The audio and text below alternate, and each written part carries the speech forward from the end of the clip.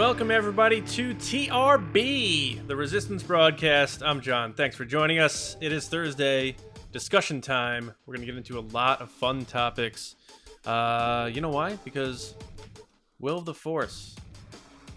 It is back, baby! That's right! Chirrut Imwe, after a brief hiatus, is entering the base in just a little bit. But before we do that, Lacey and James with me, as always, like the Cal Ripkins of Star Wars podcasting. Sports. How you guys doing? I'm good. Ready to talk about this next thing that I see in the notes because it's really exciting. But I'm great. As great as I can be in 2021. You're not supposed to reveal that. It's a big reveal. I know, but there's like control and power in saying like I know something that someone doesn't know. Oh. In a fun way, not in a mean way. Have either of you watched Ted Lasso? Yes. It's great. It's a really good show. I've been watching Criminal Minds lately. I feel like I could be an FBI agent. I feel like I could be a football coach. Is that what that show is? And by football, I mean football. Yeah. No, it's yeah, that's a good show, man. I get big vibes, like budget like is low and it definitely has like a television feel to it. But as far as like the actual character, they're gonna have a crate dragon in season 2 to kick it off. So but as far as like the character of Ted Lasso himself and like what he stands for and just being who he is and stuff, like I think the writing and his witty comeback and stuff, like oh my gosh, that's very good. It's uplifting, fun and uplifting, and it feels like it was like the perfect show for 2020 when it dropped, and whoever was watching it was like yes, and whoever wasn't was like you know, what am I missing? You know what's fun but not uplifting? Criminal Minds. I don't watch any of that stuff. I watch, ready? 2 shows I'm watching right now is Seinfeld and Criminal Minds. So I'm laughing at one point in the day and I'm crazy and sad and like, wow, this world is so messed up in the other part of the day. But it is quite appealing. That sums me up. Comedy and terrible, terrible crime. We've wrapped up Superstore. It had its finale. Oh, I heard about that. Yeah. Interesting. Well, one thing we hope to see one day is more Solo, right? To the chagrin of whoever dive bombed us in Apple. I actually found out who it was, but I won't say who. Anyway, Make Solo 2 Happen Day like is John's coming back. the FBI agent here. I'm the FBI agent. Criminal investigations. So, well, they're obviously not listening to us anymore because we like Solo, so who cares? What I did get, though. Make Solo 2 Happen Day is coming out on May 24th. Lacey, go ahead. You're really pushing that VHS button. I got a Solo VHS tape. I'm super excited about it. I thought you guys would. Did it actually play the movie? Yeah. Nice. Very cool. Yeah. Very cool. So Make Solo 2 Happen Day will be Monday, May 24th. If you don't know the drill by now, basically just hop on your social media account that day, join the community as we hashtag Make Solo 2 Happen all day, and tweet why we love Solo, why we feel like it deserved a better fate, and why we would love to see more Han and Chewie, more of the rest of those open-ended stories that ended at the end of the film there. So we do have something to involve you, though, a call to action. If you'd like to, please send us a 10 to 15 second clip of you and your family, you and your pets, wearing your Make Solo 2 Happen gear, maybe some Solo merch, whatever. But most importantly, use those 10 and 15 seconds to tell us why you would love to see Lucasfilm and Disney make Solo 2 happen. Whether that's a movie or a Disney Plus series, as long as Han and Chewie are back, Alden Ehrenreich, Jonas Sotomo, all the other characters, send that to us. 10 to 15 seconds why you love Solo and why you'd love to see more at resistancebroadcast@gmail.com by Thursday, May 13th. 5 p.m. So you have plenty of time, but obviously we want you to get those entries in so we can get that all together because we have something special planned with that. Send them in. 10 to 15 seconds, and we hope to hear from you. And again, you have from now until May 13th, so get creative, get fun, but keep it short, and we appreciate it. Just like the Kessel Run. Keep it short. All right, now it is time to get into the show. James, Will of the Force, man. It is back, as I said before. So let's have some fun. I fear nothing, for all this, as the Force wills it.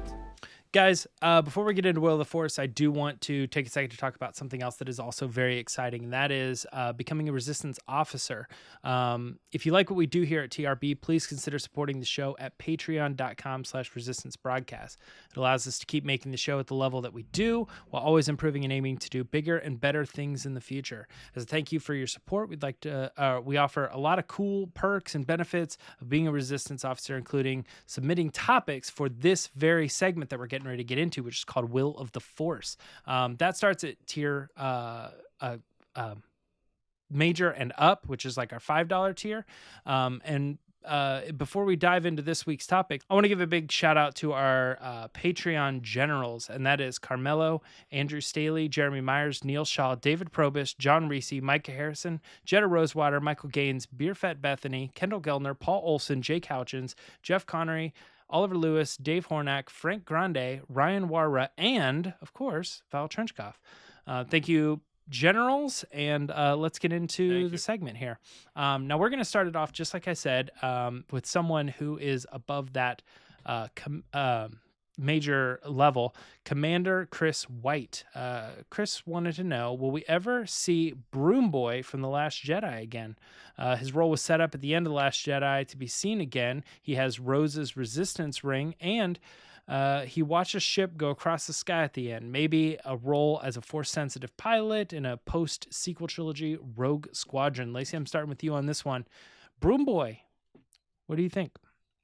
Hey, Chris, thanks for your question. I don't think we're going to see Broom Boy again. I think that was just, from my understanding of what Ryan had said in interviews, is that it was a representation of other Force-sensitive children out there, that they weren't alone, that there was hope in the galaxy. Not necessarily that, I believe his name's Tamiri Blag is the Broom Boy's name. Not that he's going to be the future of the rebellion, just that it showed that people needed them to have the rebellion, and they needed people to be a part of the resistance and to fight for them, because he was in a position that he couldn't fight himself. That's how I saw it. It might be different, but I don't think we're going to see more of him. I'm sorry. John, do you agree with that? You think we're getting Broom Boy again? I think he's going to be the focus of the entire future of the franchise. So I'm on the exact opposite end of the things. And they're actually going to start fighting with brooms instead of lightsabers because it's more eco-friendly. So I think that's where we're going. You're such a jerk. Why would you answer? I think, Ryan, that was Ryan Johnson's way of like giving a nod to him as a child too. He said like how he would play with the brooms and like think he was Luke Skywalker. So it was almost like a little tribute to him as a kid. It was more of an epilogue nod thing than it is like a setup. And I know, fans did think, what does this mean? But he clarified that quite a few times. So yeah, I think one and done with Broom Boy, and that's all it was. So yeah, I think that's it. So no, yeah, is my answer. Yeah, I'm agreeing with you guys. I think the interesting thing here is, and I don't know if this is actually your thought, like Commander Chris, if you think we're getting him again. But the thing here is like, it makes me wonder when we watched The Last Jedi. I know people say it wasn't a very good movie, but it made a lot of sense to a lot of people. But even things that to me feel like they're very clear are still up with speculation. Like, oh, that was a big setup for something, wasn't it? And it's like, no, it's confusing sometimes for people who do like the movie, because I'm like, is this not just perfectly clear? That this particular segment is there for this reason, and still it can be confusing. And so maybe that is like Ryan Johnson's delivery of like, he had this idea in mind and it sunk in with some people and really just didn't hit with other people.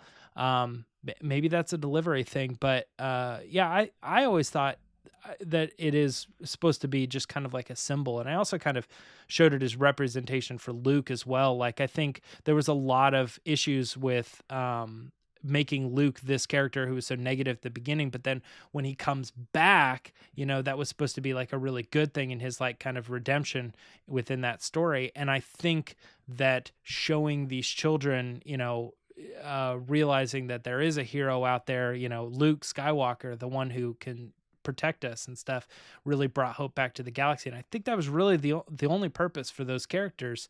But it's so odd because people, still think of him as the negative. I'm like, did you see the end of the film? Yeah. So I don't know.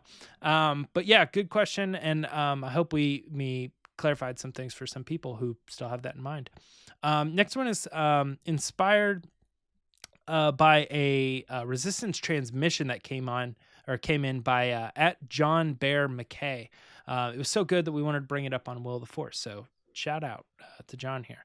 He said he wanted to see Obi-Wan Kenobi, he wanted to see Obi-Wan duel using Anakin's saber. So let's ask the question, will Anakin's saber be ignited in the Kenobi series, and will Obi-Wan use it? John, you picked this out, so what are you thinking? This, I think because this never crossed my mind, it really sparked something in my mind. So I was like, we have to talk about this. So, I want to say I'm leaning towards no. Only because, while it would be like a very similar troll job that Luke did to Kylo Ren in The Last Jedi, if Anakin, Vader, they have that encounter and he sees his lightsaber again. Not that I would think that his lightsaber means as much to him as maybe other people's, because we saw Anakin destroy like 3 of his. But I'm going to lean towards no, just to preserve the Excalibur, handoff to Luke, so that it does go from Anakin right to Luke without any mishmash in between. But I think we'll see it. I think he'll open the chest and we'll see it in there, but I don't think it's going to get lit. And I hope they are able to practice that, responsibility of and not have that temptation to ignite that puppy in the series. So that's my guess. I'm going to say no. I think we'll see it. I think he'll open the chest and he'll look at it and reflect on it. I don't think he's going to fire that thing up. Interesting. Lacey, what do you think? I agree with John. I don't think we'll see him fire it up, but I think we'll see it. But at the same time, I have an idea that I'm going to throw out there that could make sense, but I don't know if it does. But in my head, it kind of does. We quickly agree that saying fire up a lightsaber is better than saying ignite a lightsaber. Did I just say that? I didn't even realize I said that. You said it because I said it. Oh. And when you said it, I was like, that sounds really good. It's because so I said fire it up. Fire it up. Yeah.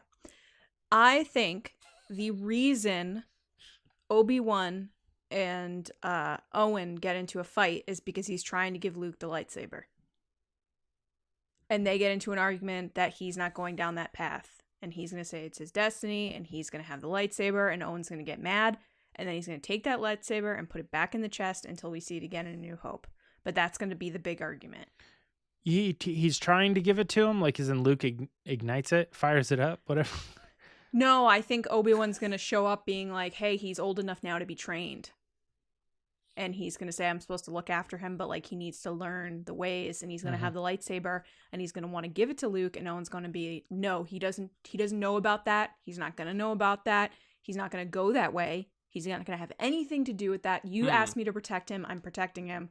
And then that's what's going to cause the big the big argument. The big fart. The big fight between. Owen's just going to let rip a big crate dragon steak of just being nervous about this Jedi being there with a lightsaber. Owen's just going to let it absolutely rip. I was saying fight. Fight. But you mean he's going to fire it up, He's like, John? evaporate this moisture, Baru. Wow.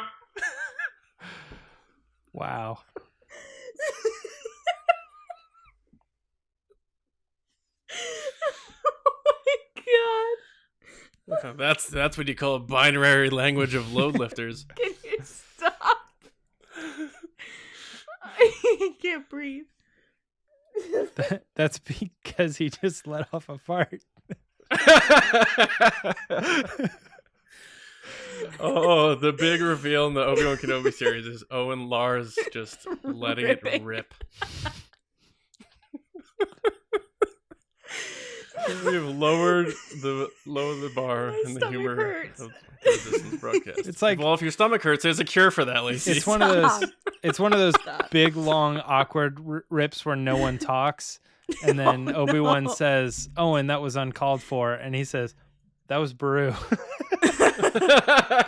or it's just a quick one. He's like, he's old enough. I have to give him this lightsaber, and he's like,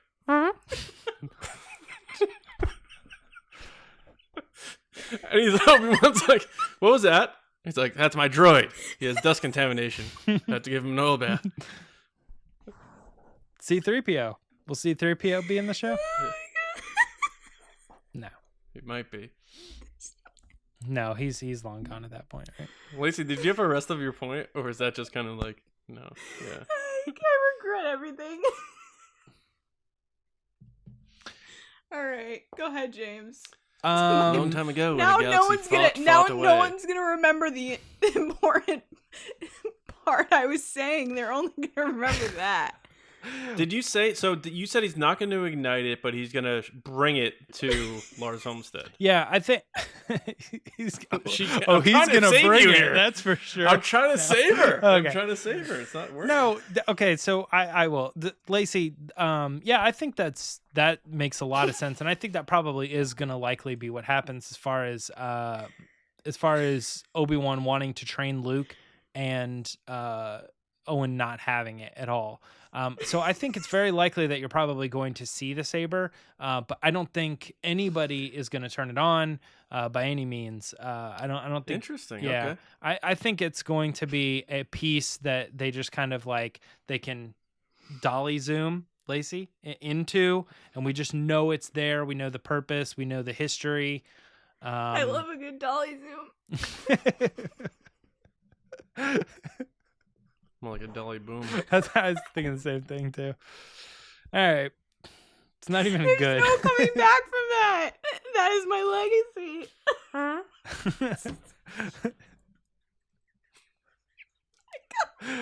All right, let's go on to the next question. This one is another submission from a commander. This one's coming from Commander Danny at Semper Fi Danny. Will we see animated versions of any of the secondary characters that appeared in the Solo movie appearing in the Bad Batch, right? So Bad Batch is coming out, right? Is there any chance we're going to see an animated Beckitt, Val, Dryden Vos, Enfys Nest, Rio Durant, character like that showing up at that particular era? John, start us off with this one.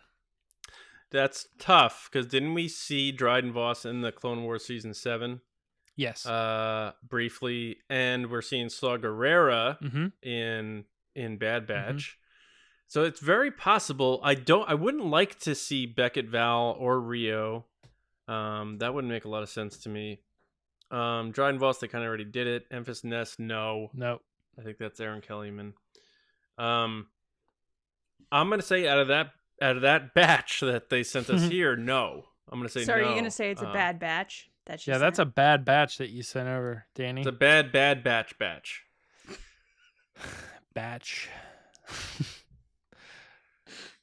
I'm rich, batch. I'm trying to keep it together. All right. Hey, Luke, you can waste time with your friends when your chores are done.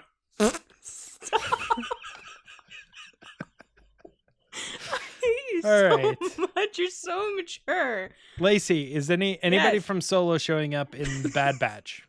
Like Uncle Owen's Terrence and Phillip now. Yeah. Hey, Luke, you I better haven't- clean up those droids, buddy. I haven't laughed this hard at an episode since like the Porg Broadway Resistance Transmission. We're not even there. I'm gonna agree with John. I don't think that they're showing up. I don't know if it makes sense in the story. Like, I'm all for cameos, whether it be animated or live action, if it makes sense for the story. And I don't know if it makes sense for this. It might be in the same time period, but like, why would these characters show up? I guess is my question, which is why I don't think they will. But Danny, you're the best. I'm gonna go with yes, and here's why. Ooh, who? Maul and Kira. Oh, but they're not in this batch. They're not Yeah, in this but- batch, but the question is, will we see animated versions of the secondary characters that appeared in the Solo Yeah. movie, i.e. So I don't know. I mean, look, I want Solo 2 to happen more than anything, and I think it deserves to be a show, but there's always the chance that they're kind of agreed that they're moving away from that. So if you're gonna stick a Solo character in this time frame, there's a lot of shakeup going on right now. The Republic just fell, the Empire's coming in, so I think we're getting an uprising of new villainous people. I think the Hutts are going to thrive in this scenario. I think Black Sun is going to thrive in this scenario.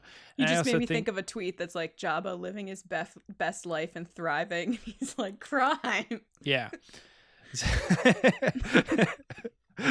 Like palm fronds and stuff. But no, I think that also leads into the possibility that Crimson Dawn, which we already kind of were teased in Clone Wars. So if we're moving right into that era, maybe this is another thing. I know that also includes Dryden Vos, like we were just saying. But I think like Maul and I guess not Kira so much, but I think Maul being so connected to Clone Wars, maybe that's a possibility. I don't know. I'm okay with it if they decide to do it, but that'd be interesting. Yeah. But it being so closely related to where we left off in Clone Wars, and we know that we saw that kind of fun little tease in there. It makes me think it's possible. Last question though, will Ian McDiarmid return as Palpatine in the Obi-Wan series? So this is kind of going to be set up for the discussion. But Lacey, I'm starting with you. Any chance we're going to be seeing Palpatine make an appearance in Obi-Wan? Yeah, I would say let's keep this round quick, and then we could expand upon it in the discussion. As it stands currently before our discussion, where my opinions might change, I'm saying no, we will not see Ian McDiarmid return as Palpatine. But that does not mean we will not see Palpatine. That's my answer. Interesting. Okay. John, what do you think? I'm perplexed. You could have someone else dress up as him and use his voice from different lines. You don't have to have him there. Okay. I'm going to say 100% yes. All right. I'm going to say no. And we'll get into it here in a little bit, why I think that might be the case. Why wouldn't they have him on the cast thing? That's my question. Okay, that's kind of my reason. Sorry. I think the thing is I know they want to lead. Was he on the cast list heading into the episode 9 panel at Star Wars Celebration? But that was a big reveal, though. This is kind of an obvious one. Ooh. Like, this is obvious to me. It's the time of the Empire. It makes sense. Why wasn't Darth Maul on the cast list of Solo? That's different, John. Is it? Yes, Is absolutely. You know what? I'm gonna change it because I think that cast list. I think that cast list is supposed to be all of the people who have main prominent roles in this series. And so when we're missing a couple of these other ones, I think that's because some of those other characters are surprise show-ups, like Jimmy Schmitz. I feel like I'd be very surprised if he's not in this series, but he's not on that cast list. Why? Because he's in like one episode for like one little bit or something. So Ian McDiarmid. That could be same for Ming-Na Wen. She was in one episode, season 1 of Mandalorian. It's true. Yeah. But I think there are some people on that cast list that are not on that cast list that are showing up that we would be excited for. They're saving and they're hiding. So let's get into it, John. That wraps up Will of the Force this week. Lots of good questions. Yes. Lots of laughing. But let's head into the discussion. Obi-Wan once thought as you do. All right, this week's discussion, that was kind of like an appetizer for it, but here we go. The Empire's presence in the Obi-Wan Kenobi series. So, Lucasfilm president Kathleen Kennedy revealed that Hayden Christensen is returning as Darth Vader in the Kenobi series. Still curious how they're going to do that, but how big of a presence will the Empire have in the series? Will it be more of a personal thing for just Vader? Kind of like, this is aside from my mission under the Emperor, like this is personal. I got to find this guy and finish the deal. Or will we get a larger presence for the Empire in this limited series? So are we talking the Emperor, like we just touched on? Tarkin, who we saw is now in the Bad Batch. The Death Star. Are we going to have Imperial Star Destroyers? Is there going to be a heavy Empire presence in this series or not? So I kind of sparked this idea off the fact that we've had several Obi-Wan conversations in terms of speculating on this series, most of which have been focused around Obi-Wan himself and that sort of thing. So one thing we haven't really talked about are antagonists, and one that will clearly be overlaying the galaxy around this time frame in the story is the Galactic Empire in its prime. 10 years after Revenge of the Sith, it's established. They're wiping out the Senate, all this stuff. How big of a presence are we going to have the Empire? I hope a lot, and I don't necessarily mean we need to see dozens of stormtroopers everywhere or big Empire space battles or stuff like that. But, seeing the presence of the Empire by having Star Destroyers stationed outside of planets, like patrolling, and, you want that black cloud that should be hanging over the galaxy. You want to feel that in this series, I think, as much as this is a personal story, like a Logan for Obi-Wan. And the Vader thing, I think, is personal. And this is where I'm going to go with the Palpatine thing. And I said this with the episode 9 stuff. When people were like, yeah, it's Matt Smith is going to be Palpatine. I was like, you got McDiarmid. He's not going to be around forever. I think he's in his mid to late 70s now. The time frame works. You have Vader in this series. It makes sense to have his boss at least make some sort of appearance. Like, why are you going after Kenobi? That's finished. We have other stuff that, whether it's a small scene, even if he talks to him via hologram, like Empire Strikes Back. I think you have that guy, and the time frame works. It doesn't feel shoehorned or forced. He always loves playing the role. Probably not that expensive. Fans absolutely love him. I think we're going to get Palpatine, and then with that, also an overlaying presence of the Empire throughout. Tarkin would be cool, because I always love Tarkin. I think that might be too costly with what they did with Rogue One to do it in this series. I could be wrong. They did it with Luke. But I want to see where you guys are with that. Death Star, I'm not sure, but that would be obviously fun to see also. They might be treading too much in Rogue One territory. But yeah, so I don't know who wants to take it from here. I never know who to go to on these. Because every time I do, usually you're like, I want the other person to go. Yeah, I think because I usually always start it, so you always go with Lacey, and Lacey always goes, I'm really interested to hear what James has to say. So it's usually the same process. Lacey, do you have thoughts to get us started here? Yeah. So my initial thought with Ian McDiarmid is that they could do Palpatine without having him return. Like, they could have someone else dressed up, or they could have him from the back, like they did in the trailer, which I had said. That you don't have to show him, but it could be him type thing. But now that John had just said that, I don't think they're going to do it where he's not seen. And I think it's one of those things that you can't have him, Palpatine, in this without it being Ian McDiarmid. Fans would lose it if it wasn't him. So I was curious. I changed my answer. What? Okay, but can I ask you what made you go to Palpatine but not McDiarmid? Why would where did that come from in your mind? My thing was they could have him be in it, but it doesn't have to be him. So they could save the money and save the travel and save everything else with him being there, especially during the current time frame where we're in, where travel is a little difficult. Yeah. Have him come, which I believe he lives in England, right? Yeah, I think so. Yeah, so he would have to fly to LA, which again is not a big deal, but now it might be. I was thinking they probably have him film his parts in Pinewood or something. They could do that too, which is totally possible. But I think I get your point now in terms of the travel. Yeah. So the big thing here, I think, is that if it wasn't him, fans would lose it. So I think just that alone, I think they would definitely bring him back. I think as for the Tarkin thing, they could get around it, like I said, with him from behind or something like that, where it's clearly him that you can see from far away. But I could see them introducing a new officer underneath Tarkin that reports to Vader, someone else that says, oh, Tarkin said this.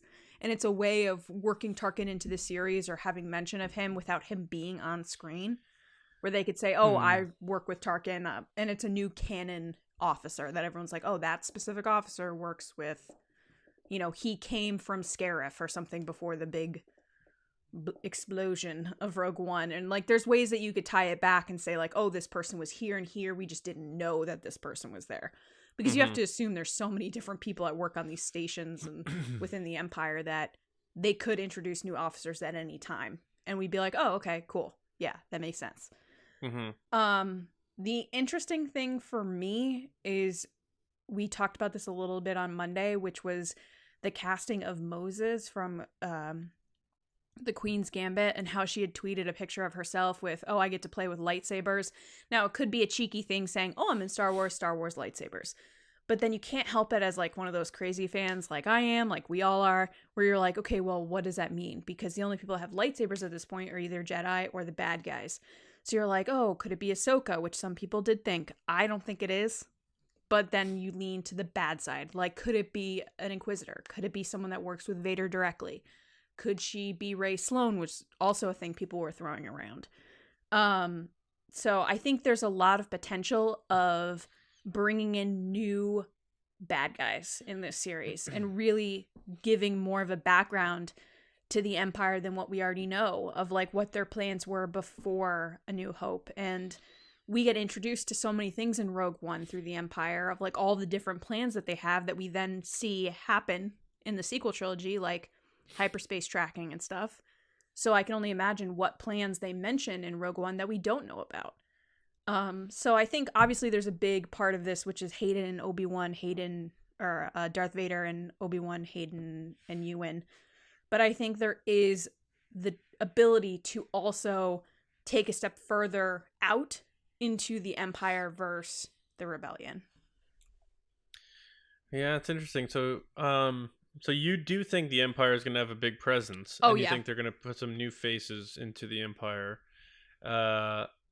So James, do you where are you at with this? Do you feel it's going to be more of the Logan type, very small story, or do you think there is going to be sort of this maybe the Empire is on the hunt for Kenobi, or we see that's why Vader is in this story, or do you think the Empire is just going to be this looming presence just for the sake of the environment? Where are you at with this thing, and where the Empire may sit in this Kenobi series? So I have, okay, like, you know how Star Wars is for any of us. Like, we speculate, we have these ideas, and we hope that they do certain things. But we never want to get disappointed when they don't do those things, right? Yeah. But right, I have something that I'm kind of like, man, I really feel like I'm kind of going to be a little bit bummed if they don't go down this route. And that is heavily featuring the Inquisitors. Okay. Because I feel like that is something that is going to be, that could really boom the show from the bad guys are really cool. Like, I didn't even know these like Jedi hunters existed. They all look awesome. Everyone that they show. And I think their purpose at this time is solely to find down the rest of the Jedi. If you're doing a show on Obi-Wan and we're talking about, how he's going to be communicating with Yoda, and there's a potential that Ahsoka is like somewhere in that conversation as well, that she's out there, I mean, maybe that's two separate, but I feel like the antagonist in this show, not the main antagonist as far as like who's the boss, right? But the main one that you're going to see on screen, I think it's going to be an Inquisitor, and that particular person is going to be on the hunt for Kenobi. And they're going to have tracked down something that led them somewhere, and Kenobi's going to find this out, and it will have to do something with that. I think where you get in Hayden involved and Vader involved is when that Inquisitor tells him in episode 3 or something like that they found something that could lead to Kenobi, and then it's or like he Vader survived, yeah. Yeah, Vader and the Inquisitors are like kind of after Kenobi for whatever reason. then it starts to become a personal thing. But The I think Inquisitor thing is funny because when I saw people talking about it, and it was one of those first things that popped in my head, I immediately thought of you, James, and I was like, James would love this. This will Dude. turn around the whole attitude of, oh, it's Kenobi, and then you're like, Inquisitors. Like, to me, the Inquisitors are like, we got them in Rebels, and we got Yeah. them elsewhere too, like Fallen Order and stuff. But I was going to say, aren't they heavily featured in Fallen Order? Yeah. yeah, Yes. which was really cool because Fallen Order featured ones that we had only seen in the comics. So we got like live action versions of them that you can stand up against and stuff. It's like, oh man, this was awesome. Like the second sister, right? Isn't that? Yeah, I'm starting to forget all their names, but I believe second is right. It might be 10th. I don't know. I can't remember. I thought it was. Yeah, I'm like, is it second or seventh? I know. but anyway, Seventh- I just still have knew you were going I to be still have to pumped. play the game. Seventh Still is have- definitely the one in Rebels. Seventh sister and fifth brother. Isn't seventh is Sarah Michelle Gellar, right? Yes. Yeah. Yeah.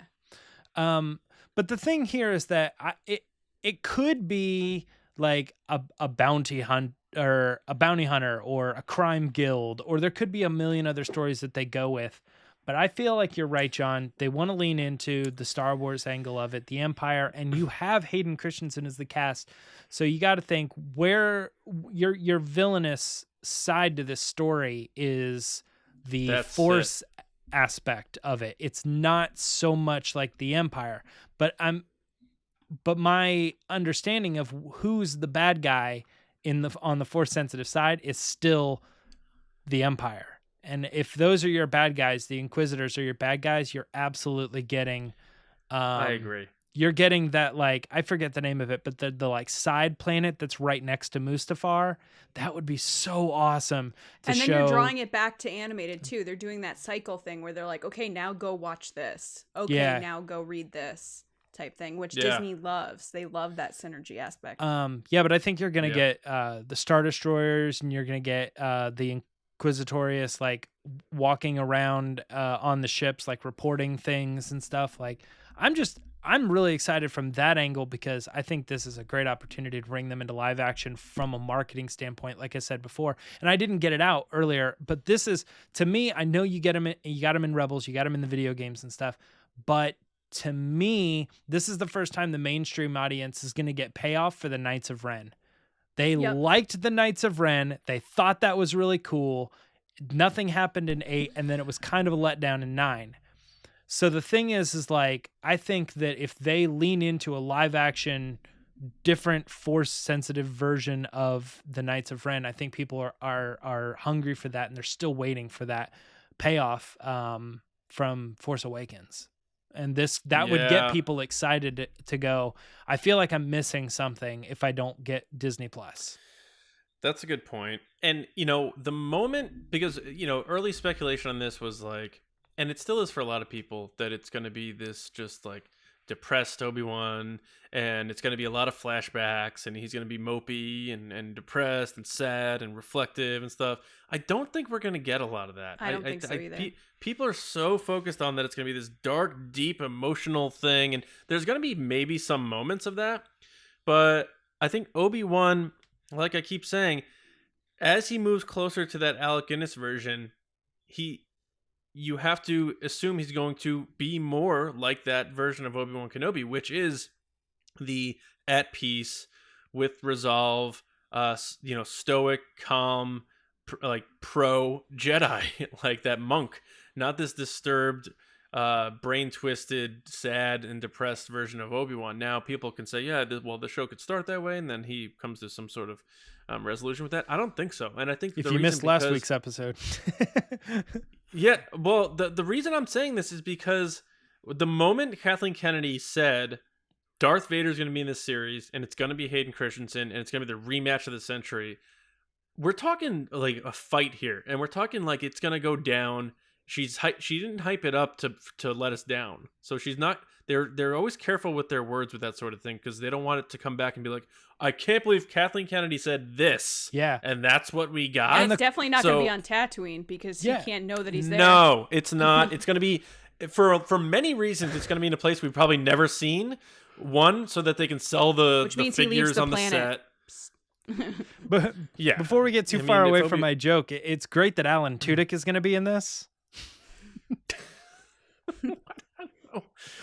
Kathleen Kennedy said he was going to be in it, so he came out on stage. He had no, I'm just kidding. Yeah, I just feel like I know. I'm just the big red flag too that people often forget is that this is a Disney product. It's here to obviously entertain you, but make money and make toys and merchandise. So they need this show to be able to do that outside of the stuff that they already make with new characters and stuff. And I could see, like James was saying before, like the Knights of Ren made cool action figures, but that's pretty much it. So line up a bunch of bad guys, those things are going to sell.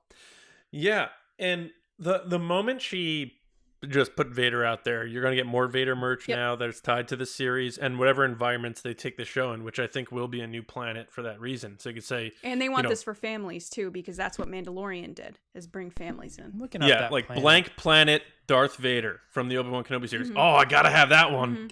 It's not going to be Mustafar Part 2 or the Death Star fight Part 2 or whatever. It's going to be some new location where they're going to fight. Now, her putting Vader in this series really kicks the door open for the Empire to have a huge presence, and really wipes away this thought in my mind that it's going to be like this, dark, sad, emotional deep dive into the psyche of Obi-Wan Kenobi. Like, Ewan McGregor's not coming back to do that, guys. He's coming back he wants to have fun. He wants to have fun, and he wants to like show people like, I can still do this. I can still do it really well. I'm excited what these writers are going to do. These directors are going to do. It's not going to be him like. Why is he getting so jacked if he's just going to mope the whole time? He's like, those Bill Murray movies that have come out in the last 10 years where it's basically just him sitting on a couch for 45 minutes saying nothing. Like, that's not the Obi-Wan Kenobi we're going to get. We're going to get the prime Bill Murray Obi-Wan Kenobi where it's like, yes, that's the Obi-Wan I know. Now, there's going to be those moments where he's going to be challenged, or maybe there'll be a dream sequence, but they're going to be few and far between.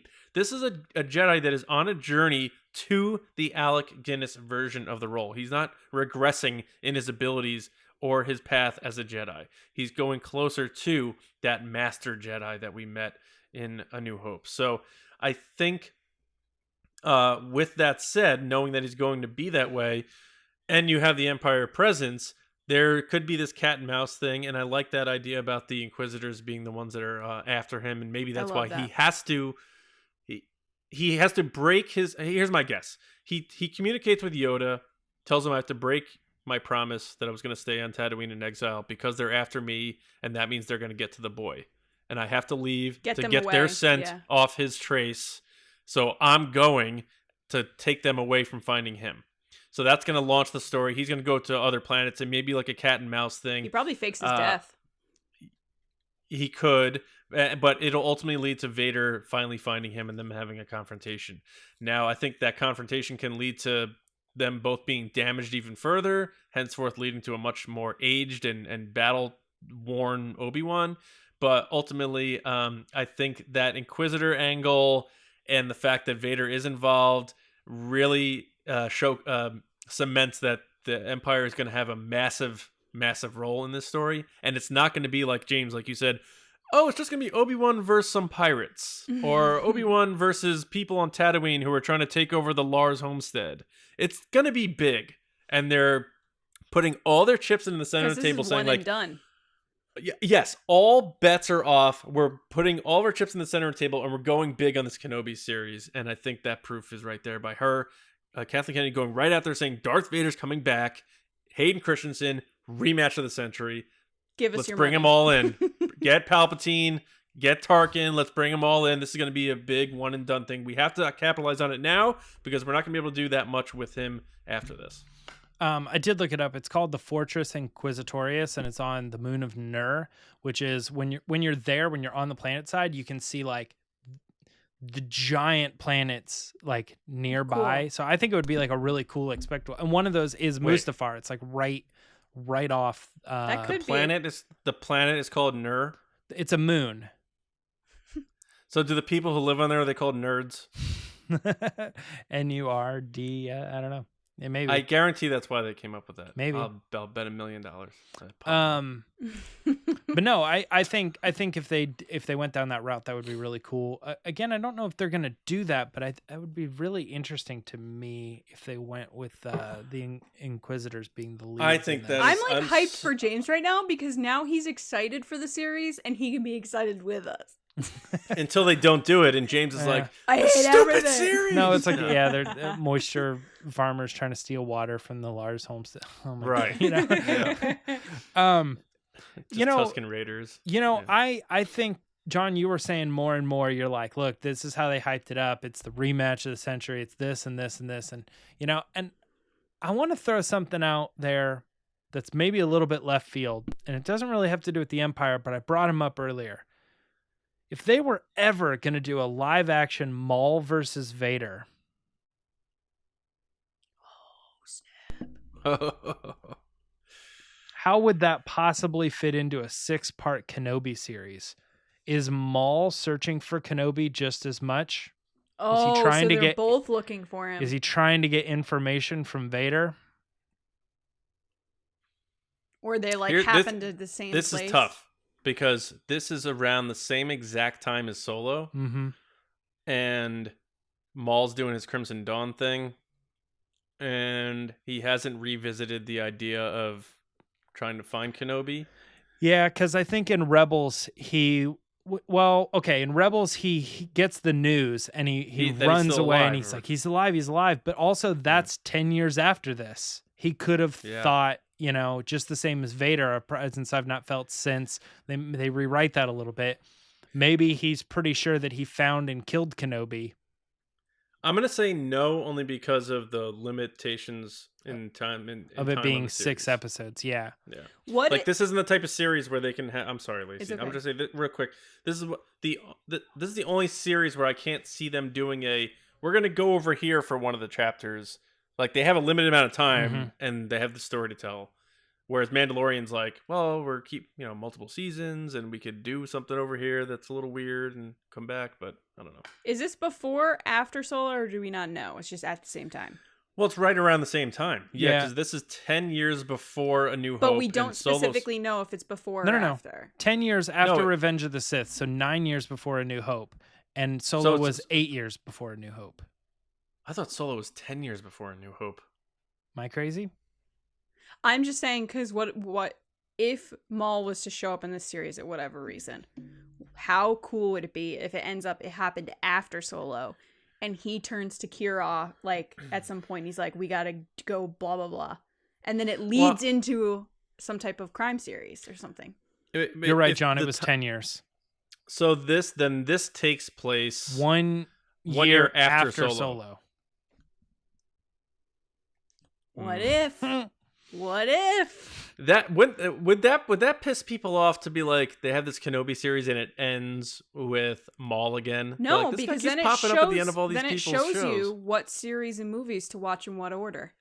Yeah, I do think I have this. I know. I think I said this last week. I do think they're gonna end this with the CGI Alec Guinness though. They might. I'm saying this could be like a smaller moment that you're like, what? What does this mean? I would love to see more live action Maul. I don't know if I want it in the Kenobi series though. That would be nuts, though, James. If like they're both looking for Kenobi and then they meet at the same spot and they're like, "You, what are you doing here?" You. Look, a Or lot of they're people working love- together at the beginning. Yeah. Like episode 1, you're like, oh man, Vader's in this. This is awesome. And then the end of episode 1, Maul shows up and you're like, what? And then the rest of the series, they're working together for a little bit. Then they fight. Maul runs away. That would be intense. And That'd be because so Vader insane. won that fight, they would I guarantee that's how it would go. Yeah. Vader would win that fight. Maul would run He away, loses and then another Vader leg. would get his opportunity at Kenobi, and then it goes however it goes. Look, don't know. I've But- said this plenty of times. I know a lot of people love the Rebels fight because of its symbolism, and there's more to it than just the fact that it's a short fight. Because Obi-Wan does the 3 stances, and I get that, and I appreciate that, and I respect it, especially at the end when he's like holding him, and they acknowledge that they feel like Luke is the chosen one. I love all of that. I do, especially Steven Stanton's in it, but man, Maul Kenobi. They didn't know great Disney part Plus first. was going to happen. Ray Park versus Ewan McGregor, that they have to be like, But that's what James is saying. They could still make it happen and then have them meet up again later. yeah. There are ways they could write around it. All right, so let's just say it right now. Ewan is jacked right now. I don't think people understand how jacked he is. Why is he getting so jacked if he's not fighting all the time? Well, the real question is... I 100% agree with that. I just don't know that it's going to be Maul. So you guys think Maul's going to be in the series, or you're just having some fun? I'm just having fun. And I threw it out there because when I started it, I said, John, I think you're right. They're setting this up. The big spectacle is you're getting 5 episodes that lead up to the big whatever, or you're getting 4 episodes that lead up to the big whatever, and then you get one like finale, resolution episode or whatever. But the thing is like, like I said, if they were ever gonna do it, Maul versus Vader in live action would be really cool, and I don't know when you would make that happen. But you do have a series called Obi-Wan Kenobi, and there's 2 Jedi out there, or 2, Sith that really want to have a word with him.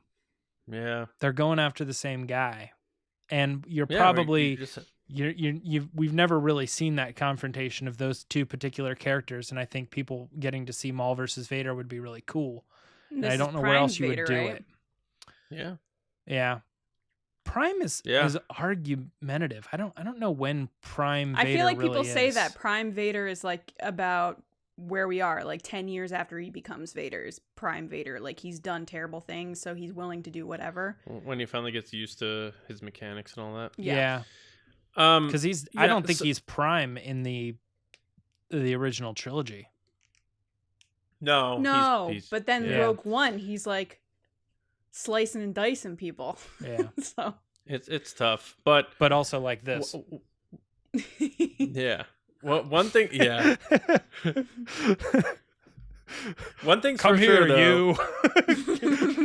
I think we can safely say that this isn't Obi-Wan fending off a herd of Tusken Raiders from Lars Homestead. Like they're gonna go big on this. So anyone and anything you can imagine, they're putting in this. And I think Ewan wants Vanth that. is the villain.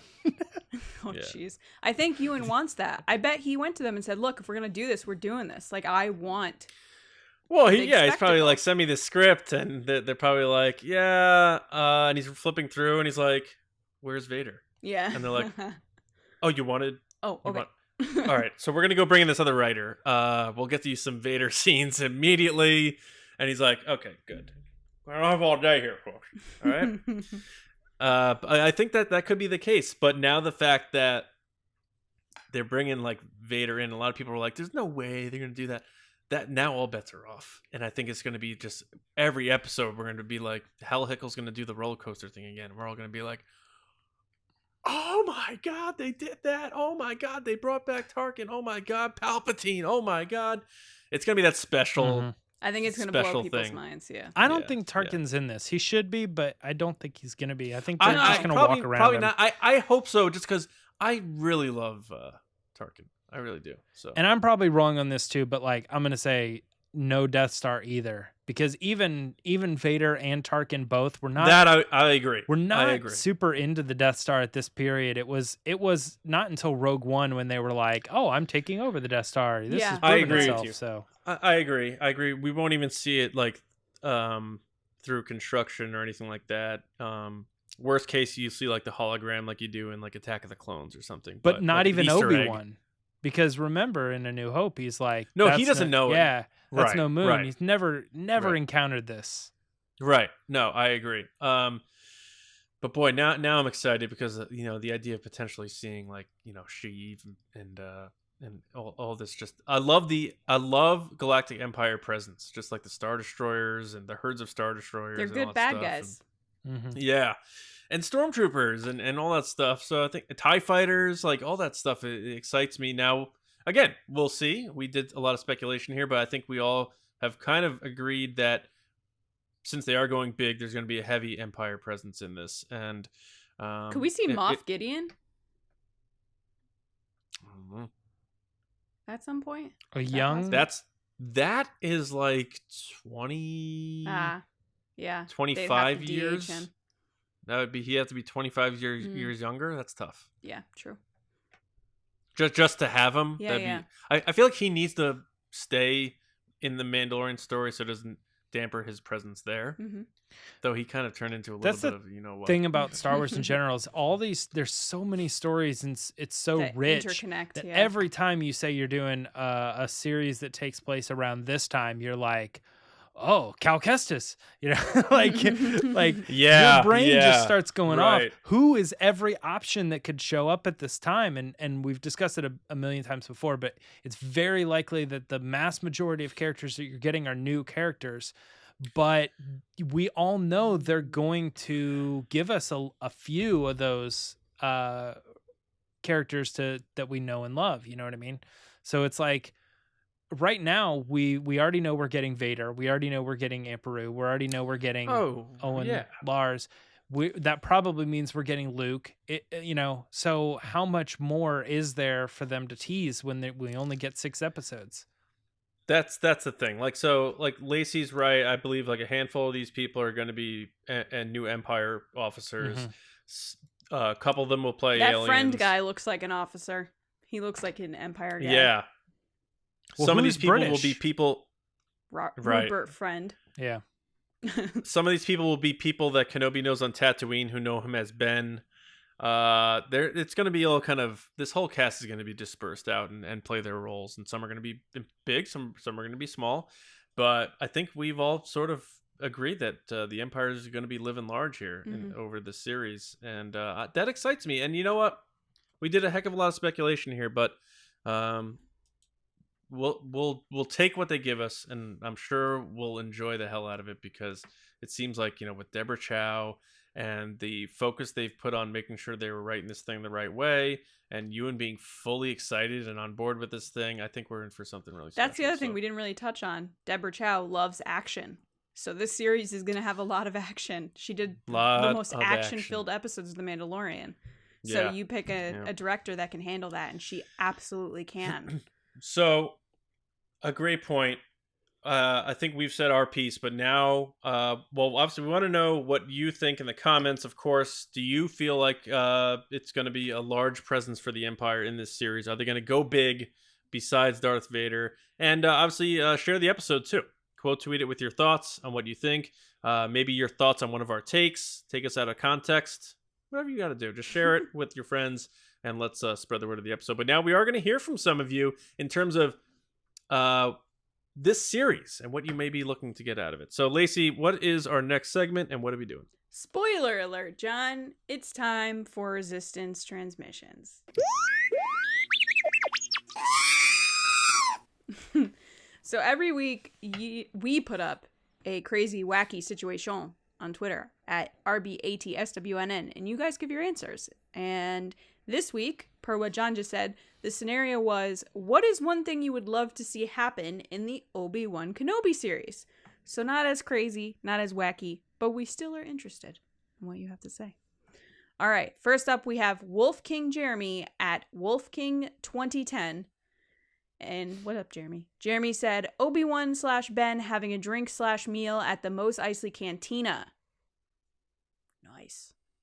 One drink/meal, please. And like nothing happens. It's just very well. That like, place boring. is going to be bumping at this period in time, not in the Mandalorian, well, but this period. Something interesting has to happen. I mean, this isn't an episode of Better Call Saul here. Next is JG at Quinn Winter-esque. I'm assuming Esquire. The live-action version of Obi-Wan's modified clone armor. Ooh. A lot of people have been hoping to see that, I've noticed. I don't think we will. But. Next is Tyler Smith at Tyler_Smith116. Hey, Tyler. Tyler said, I would love to see a Millennium Falcon Easter egg just to say, hey, you don't see him, but Han is here. I love that. Like in Revenge of the Sith. Yeah. Next is Duchess of Dark Saber Light at Dark Saber Light. Great handle. They said at least one flashback with Obi-Wan and Satine, or at least like a mention of her. I'm not greedy, but I just want her to be recognized as an important part of Obi-Wan's story. I mean, that's a big thing here that a lot of people are talking about. Like, will she get mentioned? Nope. I don't think so. Next is 'Cause Star it's Wars. opening up a can of worms for fans that don't know what's going on. True. Next is Star Wars _neat at Star Wars _neat. That is a neat handle. Some kind of interaction with Qui-Gon, Force Ghost, or just the voice doesn't matter. I think you're going to see full Ghost. Yeah. Ghost Liam Neeson. I agree. The voice doesn't matter. No, I'm just kidding. Next is Joey Sack at Joey Sack. Hey, Joey. I almost said Joey Sack. Hey, Joey. I'm losing it. He said, I'm hoping that old Ben Kenobi crosses paths with a young Luke Skywalker at least once. From their meeting in A New Hope, it seemed likely that they've met before. By the way, great answer. But I love how every person's being like, at least once can this blah, blah, blah happen? just once. Just give me this. Yeah, one time. I love it. Do you guys remember the original rumors that it was kind of like Lone Wolf finds a cub kind of thing, but then it was too close to Mandalorian? Yes. Yes. I mean, maybe. do you think it's Obi-Wan taking care of Luke, and like Luke was supposed to be involved kind of in an adventure, a young Luke, but then they're like, I don't think this so. isn't working. Because it doesn't make sense for the bigger story that we see in A New Hope, where he's just like, oh, old Ben? Like, you don't go on adventures with someone and then they're like, huh, that guy? Yeah. Next is Matt Skywalker at Jedi _adopted. What's up, Matt? Matt said, the entire series is just Obi-Wan stealthily following Vader around and finding ways to put sand in increasingly uncomfortable places in his suit. Yeah, you ever go to the beach and it just like, you can't get rid of it. Gets everywhere. Yeah. As Anakin would say. Course Next is and rough. Adam Odell at Odell Adam. Hey, Adam. Adam said, an Obi-Wan and Anakin interaction, not a flashback, where part or all of the helmet is off. That is... Ooh, that'd be great. I would love that, yeah. I almost feel like you have to, because why else Rebels would you was bring the Hayden eye, back? right? They did like the... Yeah, they pretty cracked sure. his helmet, and they Gwendolyn gave Christie. him half voice. Like he had lines that were said at the same time by two different voice actors to kind of give both. With James Earl Jones and Matt Lanter, probably, right? I think so, yeah. Cool. I haven't seen that scene in a while. I should go back and watch it. Next is Cal B at Luke's green saber. Hey, Kyle. Kyle said, Hayden getting an opportunity to show off his acting chops. Absolutely. Hayden is a great actor. Whoa! I think he's great. And I thought he was very wonderful in Little Italy. So Little Italy is free on YouTube with ads right now. There's ads on that? Well, that's YouTube's version of like subscriptions. No, I know. And last but not least is Beer Fet Bethany. Hey, Bethany at beer_fet. And Bethany said, Obi-Wan has to participate in a pod race. That is bananas. That, I don't know that this series is going to have time for that, but that would be so good because we know that Obi-Wan hates flying and probably going really fast in a race with something he would not want to do. So that'd be right. That'd be cool. I'm surprised that nobody put the one thing I want to see in the Obi-Wan series is Owen Lars give a little toot. Moment is gone. All right, we're done. Back to you, John. All right, thanks everybody for listening, watching, being a part of TRB. This was a fun one and good conversation. So well-rounded altogether. Make sure you do subscribe to the show. You can do that on your preferred audio podcast platform: Spotify, Apple Podcasts, SoundCloud, Podbean, Amazon Music, wherever you get your podcasts. We should be there, so follow us there, subscribe. If they have a rating system like Apple, do us a quick favor, hit us with 5 stars. I believe we're approaching 400 ratings on Apple Podcasts, so we appreciate all the support there. But YouTube as well. YouTube.com/Star Wars Newsnet videos. We have additional videos besides just the podcast here on the channel. So subscribe to us here. It is free, and you'll be alerted whenever we post new videos. So there you go. Go to StarWarsNewsNet.com for all of your Star Wars news, reviews, editorials, information, and more. Remember, start putting together your 10 to 15 second clips of why you want to see Lucasfilm and Disney make Solo 2 happen, why you love Solo, why you want to see more of Han and Chewie, more continuations to those stories, and email us at resistancebroadcast@gmail.com with those. Have fun with it. It's only 10 to 15 seconds, but get your families involved, get your kids involved, your pets involved, your gear, your merch, your Chewy dolls, whatever. Your Makes a Little Too Happen stuff. Have some fun. And the more fun you have, the more fun this whole thing's going to be. So send those to us at our email, and make sure you put Makes a Little Too Happen with your name and name your file appropriately. And you can find me on Twitter at Johnny Hoey, and writing and editing at StarWarsNewsNet.com, and my movie podcast, Just Like the Movies, where all podcasts are found. And tomorrow, in your first Schmodown match. Oh, my first Schmodown match tomorrow. It's going down. Taking the gloves off. Showing you what I'm made of, hopefully. Who are you going up against? Eric Whiteley from the Blind Wave YouTube channel. Big following over there. Yeah. So I'm like the David to the Goliath in terms of this whole thing. So support me. Get behind me. We need the TRB community behind me. Everyone root me on, and we'll see what happens. But yeah, tomorrow on the Schmodown Entertainment Network channel, check me out. Usually those things fly off around 5 Maybe we should do a watch along for Patreon. We'll maybe I don't know, but yeah, go check that out and root me on. Appreciate that. And that's it for me. So Lacey, how about you? People can find me on Twitter and Instagram at Lacey Gillerin. Also tomorrow, covering the Hasbro Fan Fest before John's match. Are you getting that gold lightsaber? I don't know, but they better. I mean, one day it's going to happen, so don't worry. The rumor was that it's happening soon, so if this is the time they're announcing it, it should be the Fan Fest. And please tag me in every tweet mentioning it so I see it. Thanks. Imagine it's the one time you can't cover a Hasbro event, and that's just like one of our other people filling in, and they're like, look at this lightsaber! Never. They love me over there. They're like, cancel the event. She's not here. James, what is up? You can find me on Twitter and Instagram at Myra Trunks, and just being generally pretty excited to have Han in the Obi-Wan Kenobi series. And by Han, I do mean Han Solo. The second Han. And James, you're going to be in Batu, right? Soon? No. I'm going to Florida, but I'm not. As far as I know, we're not going to Disney, but it's kind of a loose thing. So who knows? Maybe we end up there. I'll be in downtown Disney. I gotta say, that's the worst feeling of being in Florida and then being like, no. As a Disney fan myself, I'm always like, no, please. Yeah. I think the thing is I think we have plans to do that. You know what I mean? So this is kind of a different time away. Oh, okay. But I will say that what was really interesting was that when we went to Galaxy's Edge the first time, we booked it because we were thinking the podcast might go. And then the podcast didn't go. And then we were like, okay, well, me and Rachel are still going down. And I was like, wait a minute. I'm going to be in Florida when Galaxy's Edge is opening and I'm not going. We have to go. And so I did. Yeah. I was that close to it, and it did pull me in. So, and now I'm glad I went. Maybe the three of us go at the end of this year or something and just finally go. Because I need to go. Like, I'm not waiting till Celebration. I can't.